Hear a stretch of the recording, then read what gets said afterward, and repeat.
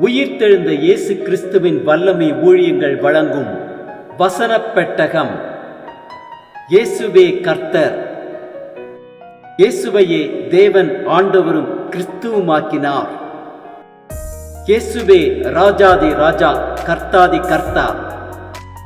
கிறிஸ்துவே மரித்தோர் மேலும் ஜீவனுள்ளோர் மேலும் ஆண்டவர். கிறிஸ்துவே போதகரும் ஆண்டவருமாயிருக்கிறார். வசனப் பெட்டகத்தின் இன்றைய தின கருப்பொருள்: கொடுங்கள். கொடுங்கள், அப்பொழுது உங்களுக்கு கொடுக்கப்படும். கொடுத்தலை குறித்ததான வேத வசனங்களை பார்க்கலாம். லூக்கா 6:38 வாசிக்கிறோம்: கொடுங்கள், அப்பொழுது உங்களுக்கு கொடுக்கப்படும். அமுக்கி குலுக்கி சரிந்து விழும்படி நன்றாய் அளந்து உங்கள் மடியிலே போடுவார்கள்.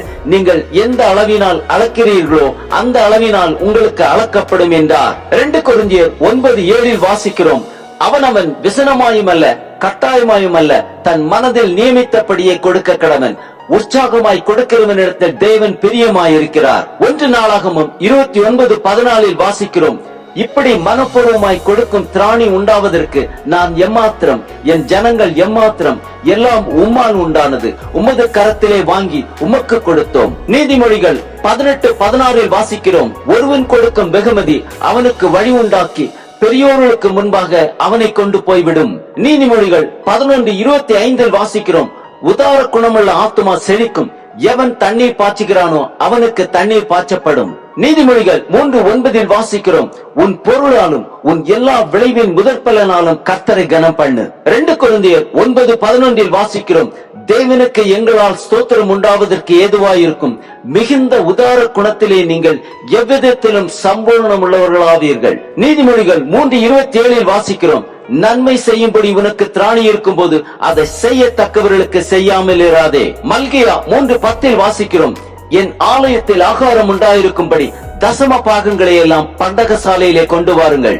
அப்பொழுது நான் வானத்தின் பலகணிகளை திறந்து இடம் கொள்ளாமற் போகும் மட்டும் உங்கள் மேல் ஆசீர்வாதத்தை வர்ஷிக்க மாட்டேனோ என்று அதனால் என்னை சோதித்து பாருங்கள் என்று சேனைகளின் கர்த்தர் சொல்கிறார். மத்தேயு 6:2 வாசிக்கிறோம்: ஆகையால் நீ தர்மம் செய்யும் போது மனுஷரால் புகழப்படுவதற்கு மாயக்காரர் ஆலயங்களிலும் வீதிகளிலும் செய்வது போல் உனக்கு முன்பாக தாரை உதவியாதே.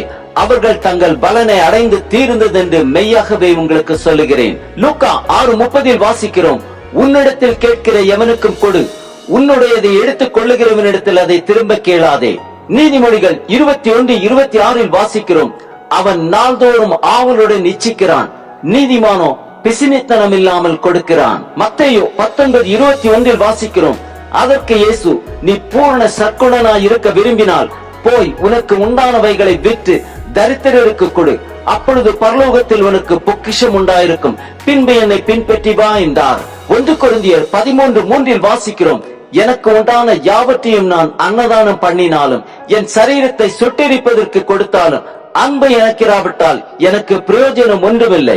சங்கீதம் 37:21 வாசிக்கிறோம்: துன்மார்க்கன் கடன் வாங்கி செலுத்தாமற் போகிறான், நீதிமானோ இறங்கி கொடுக்கிறான். மத்தேயு 6:3-4 வாசிக்கிறோம்: நீயோ தர்மம் செய்யும் போது உன் தர்மம் அந்தரங்கமாய் இருப்பதற்கு உன் வலது கை செய்கிறதை உன் இடது கை அறியாதிருக்க கடவது.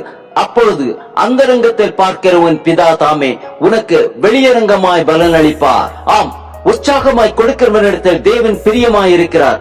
தரித்திரருக்கு கொடுப்போம், ஊழியத்திற்கு கொடுப்போம், அப்பொழுது பரலோகத்தில் நமக்கு பொக்கிஷம் உண்டாயிருக்கும்.